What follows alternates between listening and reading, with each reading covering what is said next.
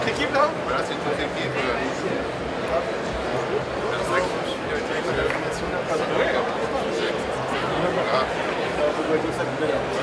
Alors vos clients sont de nature très différente. Vous avez aussi bien des utilisateurs publics que des utilisateurs privés? On nous a demandé de repérer tous les toits, tous les spots de photovoltaïque de l'Occitanie, mais ils nous demandent quels sont les endroits où on peut mettre du solaire, mais aussi quelles sont les maires qui sont sensibles à ça, mais aussi quelle est la plus proche distance avec un prescripteur.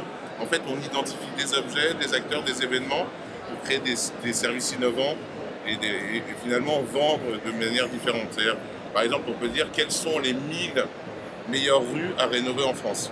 Oui. Et donc, du coup, comme on sait les 1000 meilleures rues, on peut faire moins 30%. Vous faites des rabais en plus? Voilà, on fait des rabais, oui. D'accord. Voilà. Peut-être la cause le mérite ou... Non, on fait des rabais parce qu'effectivement, on sait qu'on peut faire 5 chantiers dans la même... D'accord, c'est l'effet d'échelle. Voilà, exactement.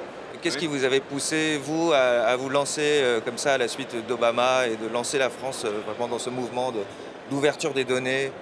D'abord, c'est vrai que c'est Obama qui a lancé le processus et il l'avait fait aux Nations Unies, comme pour montrer que c'était un enjeu planétaire. Alors j'ai voulu que la France puisse prendre la suite et j'ai présidé moi-même un sommet qui s'est tenu à Paris sur la gouvernance, la transparence et l'obligation qui devait être faite au pouvoir public partout dans le monde, qui est d'ouvrir les données. Les données au sens des données publiques, pas les données privées.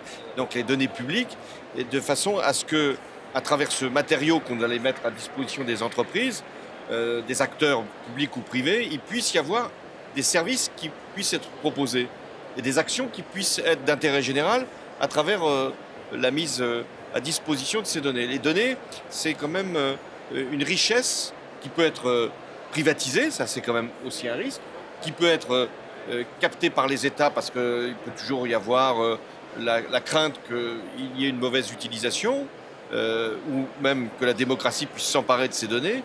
Et donc c'est un enjeu à la fois démocratique, économique, et on voit bien ce que ça peut générer comme activité supplémentaire. Exactement. Est-ce que vous pensez que l'homme est prêt à accepter toutes ces solutions que nous offrent les machines?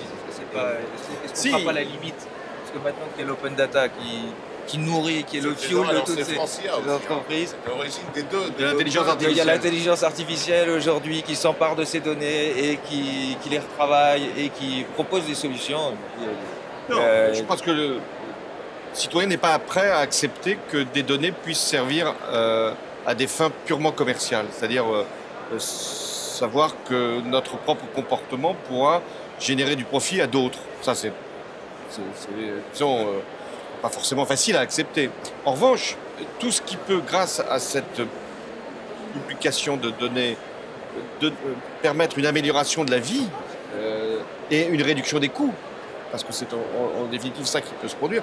Il y a davantage d'économie d'énergie, davantage de consommation de proximité, davantage de sécurité, davantage de lutte contre le réchauffement climatique. Oui, je pense qu'il y est prêt.